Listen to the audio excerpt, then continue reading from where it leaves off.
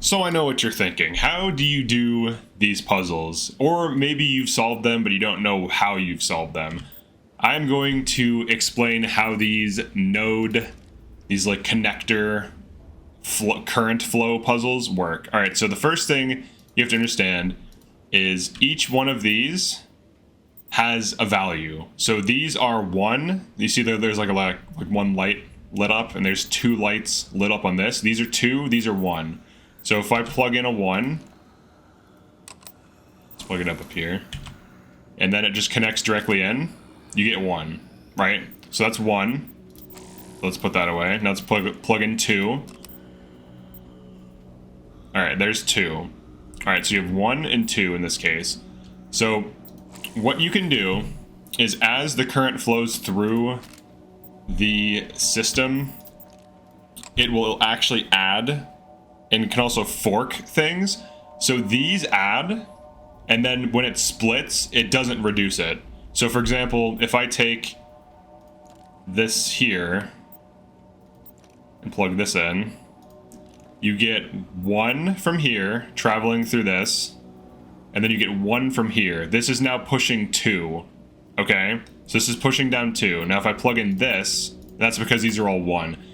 This is pushing 1 in, this is pushing 2 in, this is pushing 1 in, because this is just carrying the currents along this outside. It's not multiplying it, it's just pushing it into here. So you have 2 being pushed down, 1 being pushed in, 1 being pushed in, and then when it goes down to here, it's pushing 4 and then splitting it. So it has 4 here, 4 here. So then when you carry it through, you have 2 lines that are pushing 4 in this case.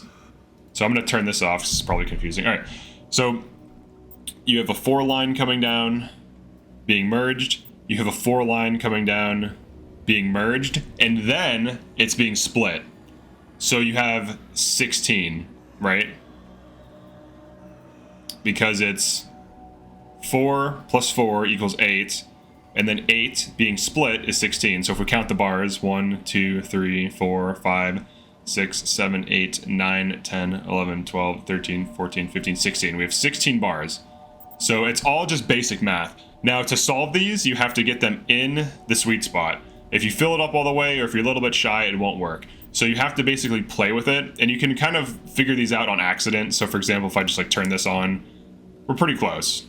And basically to solve this one, all I need to do is change a 1 to a 2, but at the right point, right? Because if I change it too early, it might be too high. If I change it too late, it might be too low. So that's how these work. It's very simple. So I'm just going to switch this one out and see if this does it. I think this is the solution.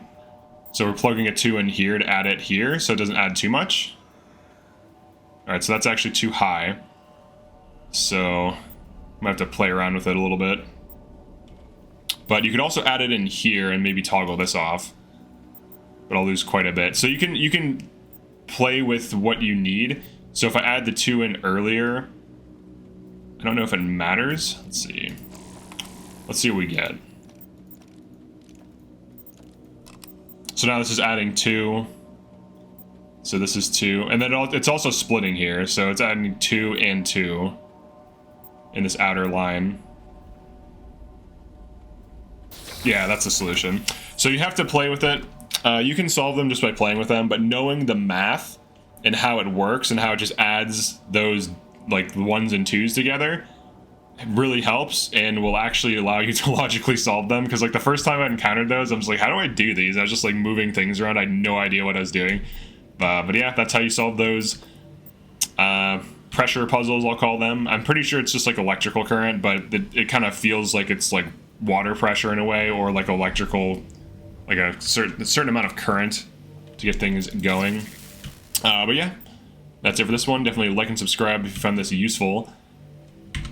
And feel free to become a channel member if you want. I do live stream Fire Emblem Engage, and I will live stream this game eventually, probably after I'm done with an Engage run. But yeah, thanks for checking this out. Peace.